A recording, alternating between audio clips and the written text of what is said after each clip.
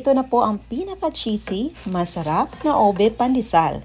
For today's video, magluluto tayo ng isa sa mga paborito nyong merienda. Sa mga walang oven, huwag nyo na pong problemahin dahil sa kawali natin lulutuin. Yes po, napakadali lang pong gawin. Tara, simulan na natin. Magsimula tayo sa paglagay ng 4 cups of bread flour. Sifted na po ito mga mommies. 4 cups ang ating gagamitin plus 1/4 cup for dusting and kneading. Nawalan po tayo ng wheel sa center at naglagay tayo ng 1 pack or 33 grams powdered milk, brown sugar at sa kabilang side inilagay natin ang ating instant dried yeast at sa kabilang side naman ang fine salt.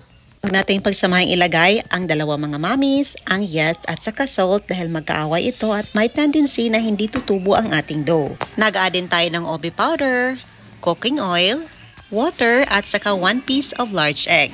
Mix lang natin to fully combine at para makagawa tayo ng dough. Medyo matabaho ang pagninid mga mommies, but kung meron kayong available na dough mixer, pwede nyo din gamitin. Ito ininid lang natin for about 10 minutes until smooth and elastic. At kapag naging smooth and elastic na, ilagay na natin ito sa lightly oiled ball. At i-rest natin ito for about 55 minutes until double in size. Cover lang natin ito ng cling film or pwede ding damp cling cloth. While waiting, gagawa muna tayo ng ating breadcrumbs. At dahil sa kawali natin ipibake, ito-toast natin ang ating breadcrumbs. Ito-toast lang natin ito hanggang sa maging golden brown. Kapag naging golden brown na, pipinuhin lang natin ito gamit ang ating Simplast grinder. This is optional mga mommies ha. Kung walang available na grinder, pwede ding blender. Mas maganda na pino yung ating breadcrumbs. Sa cheese naman, dahil meron tayong available na mozzarella cheese, gagamit tayo nito. Any kind of cheese pwedeng gamitin. Mas maganda din at mas masarap kung cream cheese at saka cheddar cheese. Ito ginakat lang natin sa katamtamang laki lamang.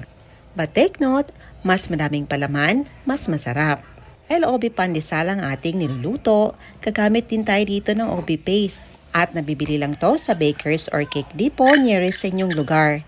At dahil concentrated ang ating ube paste, nilagyan lang natin ito ng konting tubig para mag-loosen at madali lang ipalaman. Ito na, after an hour, nag-double in size na ang ating dough.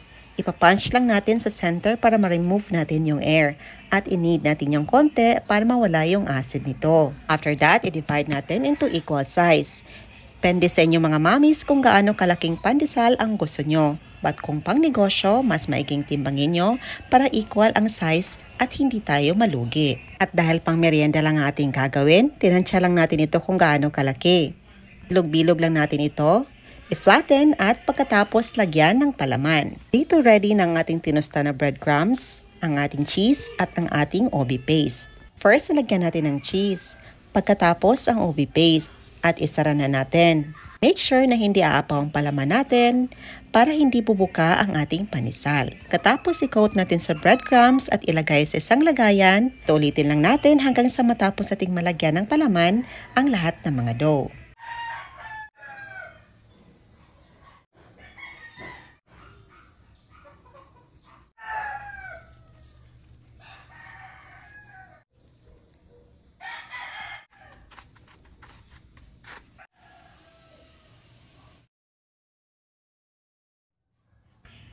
At ito na ang total na nagawa natin. Ready na ito para patubuin. I-rest natin ito for about 15 to 20 minutes. Cover lang natin ito ng clean cloth. Pagkatapos ating i-bake. Kung regular oven na niyong gagamitin, pwede natin itong i-bake for about 20 to 22 minutes, 160 to 170 degrees Celsius. But since ng oven ang ating gagawin, sa kawali natin ito lulutuin. Dapat i-preheat natin ang ating kawali for 5 minutes over low heat before natin ilagay ang ating mga buns. Cover and bake for about 13 minutes. After that, i-flip naman natin sa kabilang bahagi para maluto naman ang other side nito. Pagkatapos takpan at lutuin for another 12 minutes. Ito na, after 12 minutes, luto na ang ating ube pandesal. Napakabango at napakasarap nito. O diba, pwede na tayo makakain ng tinapay na kahit walang oven. Napakadilang pong gawin. Ika-try na natin at syempre excited na tayong tikman ito.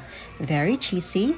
At talagang delicious sa sarap. Tara, tikman na natin at ipapatikim din natin sa aking anak na mahilig talaga sa pandesal. At first time niyang tumikim ng ube pandesal. Tingnan natin kung paborito ba niya ang flavor na ito. Siyempre excited din yung lingkod.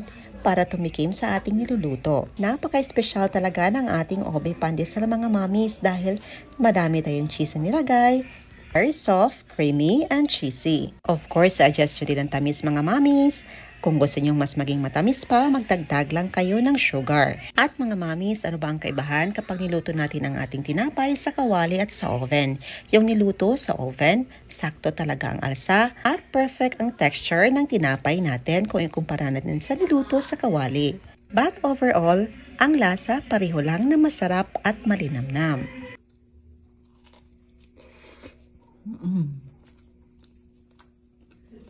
Wow.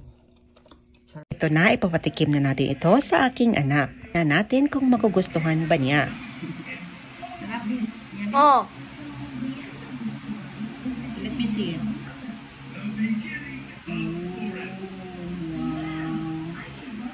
this is yummy.